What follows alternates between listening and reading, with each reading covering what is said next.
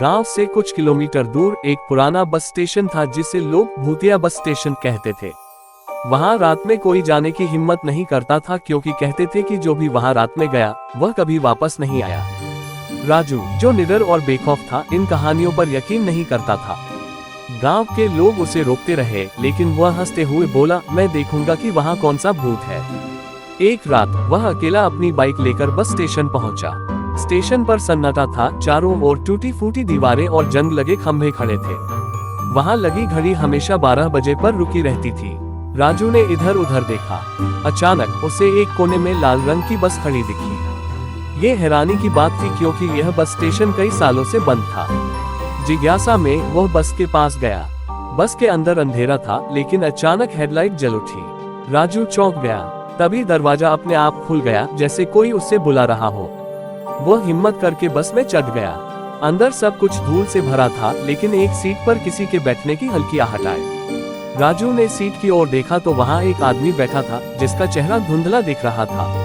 उसने धीमी आवाज में पूछा, बस कब चलेगी? राजू को घबराहट हुई, लेकिन उसने जवाब दिया, ये बस कहाँ जाएगी? आदमी ने हल्की हंसी के साथ कहा, जहाँ से कोई वापस नहीं आता। इतना सुनते ही बस के दरवाजे बंद हो गए और इंजन अपने आप चालू हो गया। राजू का दिल तेजी से धड़कने लगा। वह दरवाजा खोलने की कोशिश करने लगा, लेकिन वह जाम हो चुका था। तभी आदमी का चेहरा अचानक बदल गया। उसकी आंखें सफेद हो गईं और उसकी खाल पिघलने लगी। वह एक कंकाल जैसा दिखने लगा। राजू ने पूरी ताकत लगाकर खिड़की से छलांग लगाई और गिरते ही पीछे देखा, बस हवा में गायब हो चुकी थी। उसने दौड़कर गांव में जाकर पूरी बात बताई। गांव के बुजुर्गों ने बताया कि कई साल पहले एक बस इसी स्टेशन से निकली थी, लेकिन भयंकर हादसे में सबकी मौत हो गई थी। तब से वह बस आत्माओं को अपने साथ ले जाती थी। राजू ने सबूत के तौर पर अगले दिन अपने दोस्तों के साथ जाकर देखा, लेकिन वहां कोई बस नहीं थी।